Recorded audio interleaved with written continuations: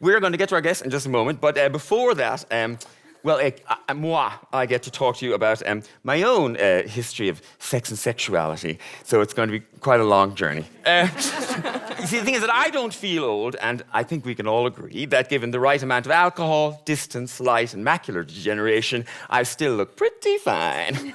But occasionally, I am confronted with the yawning gap that exists between me and, well, people that I don't think of as that much younger than me. For example, last weekend, when I was chatting to a friend of mine, I made a casual reference to Bo Derek. And he looked at me totally blankly and said, "You wanted to be the big bloke who used to present Nationwide?" Now, there are other times I'll be telling, say, the current Mr. Bliss, who's somewhat younger than I, some story from my childhood or something, or more worryingly, even from my college days. And I can see him sort of looking at me and thinking how quaint and old-timey it sounds. But one of the subjects that inevitably makes me feel like Laura Ingalls Wilder when talking to millennials is sex. Because, you see, in common with most people from my generation, the mysteries of sex and sexuality were teasingly, slowly revealed to me over the years, decades, epochs even.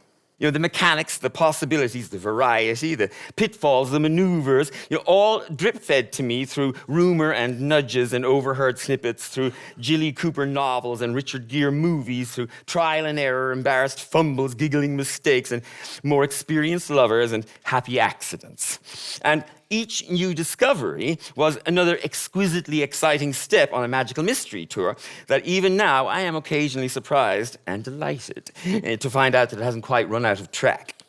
But my younger friends just turned on their modems at home while their parents were out, and the internet poured every possible, and some you'd think impossible, position and proclivity in full color, surround sound, anatomically correct pornographic detail into their teenage laps in one huge, lubricated, terrifying, exciting, shameless, overwhelming data dump.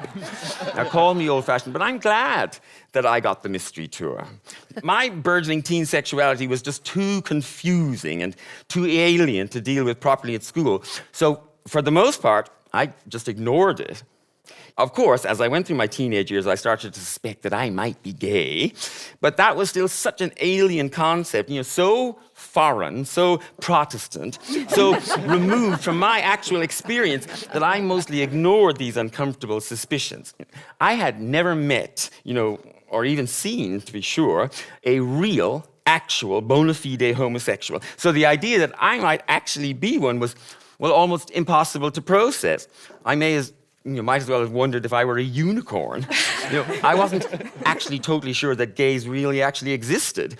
I couldn't be entirely sure that they weren't just made up, invented to be the subject of schoolyard jokes and played for smutty laughs on sitcoms. Because there were no gays in my world.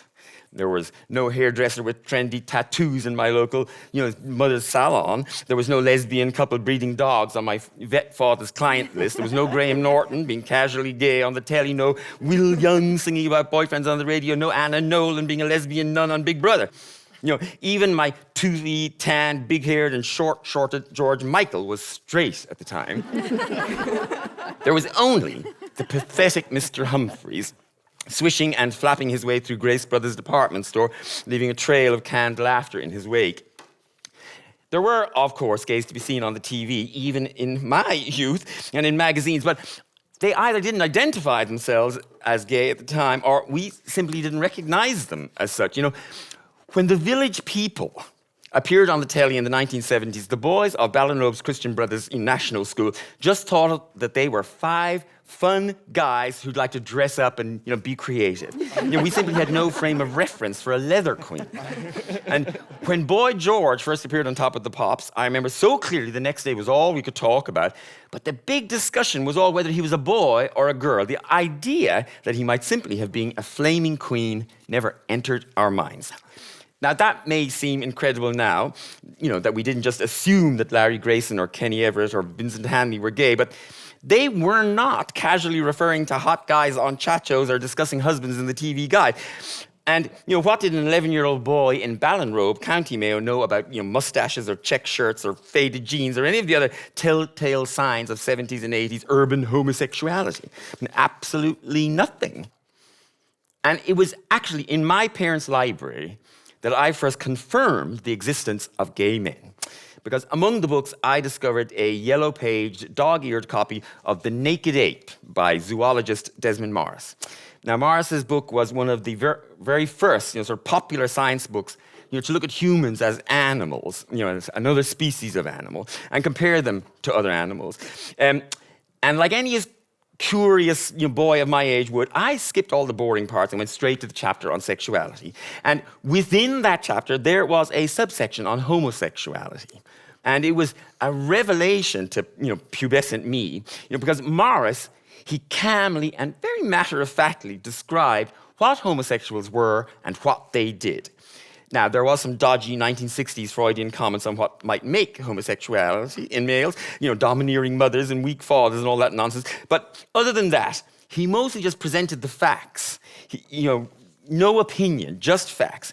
And there was no judgment.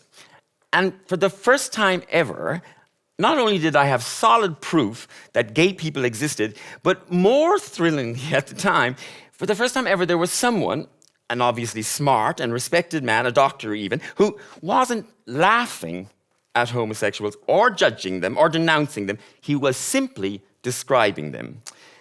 In fact, he went so far as to specifically say that from a detached zoological perspective, there was nothing to judge, and that in some particular situations, it could even be argued that homosexuality was biologically moral. And that thrilled me, because it just excited me, because I had read, and I read it over and over and over again, and I read it sexually excited and intellectually giddy, because here I was, what I was reflected back at me, in black and yellowed white for the very first time. And it was so thrilling, it was actually terrifying, so terrifying that I would slam the book shut and shove it back under my bed and try to forget all about it till the next time I crawled in under the bed to get it again with my heart in my homosexual mouth.